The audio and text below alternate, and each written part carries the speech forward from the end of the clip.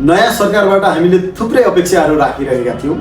त्यो सँगैसँगै हिजो भने सम्पत्ति विवरण सार्वजनिक हुँदै गर्दाखेरि हामीले नयाँपन देखिसकेका छौँ। विगतको सरकारहरूमा सम्पूर्ण नेताहरूले र विशेष गरी मन्त्रीज्यूहरूले एकदमै थोरै सम्पत्ति देखाउने र त्यो सम्पत्ति अनुसारको उहाँहरूको जीवनशैली चाहिँ कतै पनि मेल खाएको देखिँदैन थियो। त्यो हेर्दै गर्दाखेरि हिजोको सम्पत्ति विवरण हेर्दाखेरि एटलिस्ट हाम्रा नेताहरू जेन्युन छन्, उनीहरूले आफ्नो जेन्युन सम्पत्ति सार्वजनिक गरेका छन् भन्ने चाहिँ देखियो। तर हिजोको दिनमा पनि त्यो सम्पत्ति सार्वजनिक भइसकेपछि त्यो विवरण अनुसार कहाँबाट आयो, आय स्रोत के हो, कसरी भइराखेको छ, उनीहरूले त्यो अनुसारको करको दायरामा बसेका छन् कि छैनन् भन्ने कुरा चाहिँ हामीले कहिले पनि त्यसको लेखाजोखा हेर्न पाउँदैनथ्यौँ। र अहिलेको सरकारमा पनि केही मन्त्रीहरूको सम्पत्तिलाई लिएर अहिले सामाजिक सञ्जालमा विशेष गरी नेपाली नागरिकहरूले चाहिँ यो कसरी हुन गयो भन्ने किसिमले उनीहरू सशङ्कित देखिन्छन्। र यही अवसर यो नयाँ सरकारलाई पनि छ आफूलाई फरक देखाउनका लागि। तपाईहरुले सार्वजनिक गरेको सम्पत्ति विवरण वास्तवमै तपाईले नै आर्जन गर्नुभएको अथवा तपाईकै पैतृक सम्पत्ति हो भन्ने देखाउनका लागि धेरै केही गर्नु पर्दैन। तपाईले विगत 5 वर्षसम्म आफूले आम्दानी गरेको र आफूले दाखिला गरेको करको एमाउन्ट देखाइदिनु सार्वजनिक रूपमा। यदि तपाईले कर तिर्नु भएको छ, चाहे त्यो तपाईको रेन्टको होस् अथवा तपाईको स्यालेरीको होस् अथवा अन्य कुनै माध्यमबाट तपाईले कमाउनु भएको छ, शेयरदेखि कारोबारहरू कुनै पनि होस्, बाबा एउटा बुवा भएको नाताले कति खुसी लाग्दो रहेछ। हैन, अति नै खुसी छु, अति नै गर्व छु। मेरो छोराछोरीले म के भने पहिला म भारी बोकेर पनि मेरो छोराछोरी एसएलसी माथि कटाउँछु।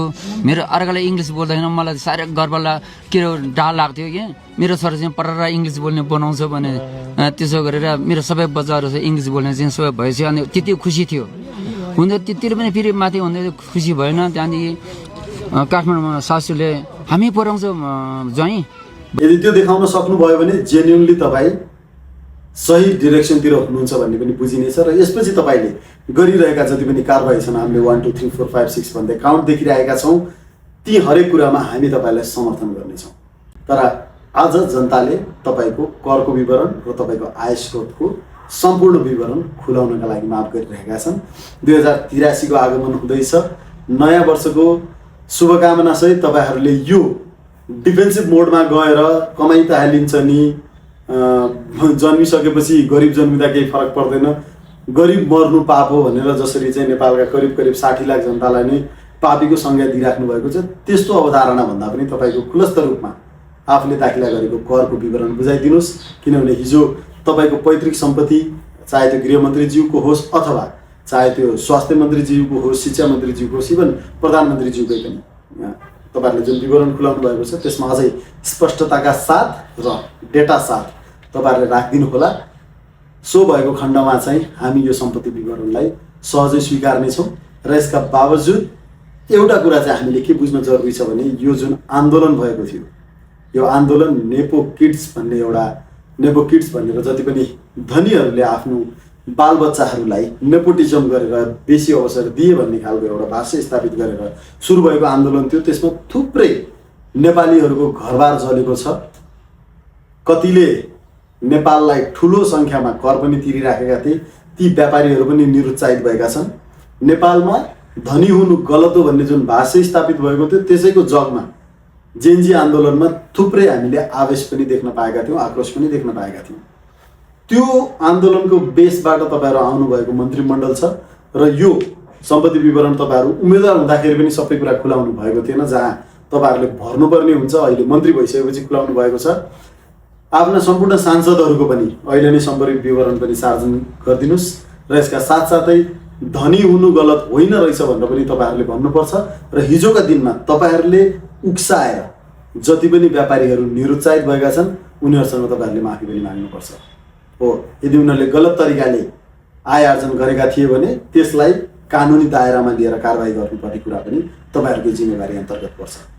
र हामी नेपालीहरूले एउटा कुरा के बुझ्नुपर्छ भने संसारमा सबैलाई पैसा कमाउन मन हुन्छ, आफ्नो लाइफस्टाइल बेटर बनाउन मन हुन्छ।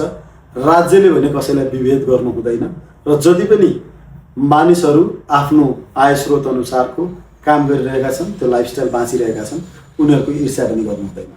हामी नेपाली लामो समयदेखि चलचित्रबाट पनि प्रभावित छौँ, सामाजिक भाष्यहरूबाट पनि प्रभावित छौँ। हामीले हेर्ने सिनेमाहरूमा प्रायःजसो धनी बाउका छोराछोरीहरूलाई खराब देखाउने गरिएको छ र सँगैसँगै उनीहरूको चाहिँ गरिब बाउका छोराछोरीहरूसँग प्रेम सम्बन्ध हुने, त्यसमा भिलेनको रूपमा चाहिँ जहिले पनि धनीलाई देखाएको कारणले गर्दाखेरि पनि हाम्रो त्यो एउटा माइन्डसेट पनि नेगेटिभ हुर्किँदै गएको छ। सम्बन्धित जति पनि चलचित्रकर्मीहरू हुनुहुन्छ तपाईँहरूले पनि अब बनाउने मुभीहरूमा पनि यस्तो एकदमै भाष्यहरूलाई चाहिँ कहीँ कतै परिवर्तन गर्नुपर्ने पनि देखिन्छ र सँगैसँगै तपाईँको आफ्नो व्यक्तिगत आयको पनि करको विवरणहरू सार्वजनिक गर्नुहुनेछ भन्ने अपेक्षा गरेका छौँ। हामी सदैव सरकारको पक्षमा छौँ, तर जब सरकार जनताको पक्षमा हुँदैन, चाहे त्यो सरकार काङ्ग्रेस, एमाले, माओवादी अथवा राष्ट्रवादी किन नहोस्, हामी सधैँ जिम्मेवार नागरिकको हैसियतले बोलि नै रहनेछौँ। तपाईँले आफ्नो पार्टीलाई विरोध गर्यो भन्ने किसिमले नसोचिदिनु होला, हामी सजग मात्रै बनाइरहेका छौँ।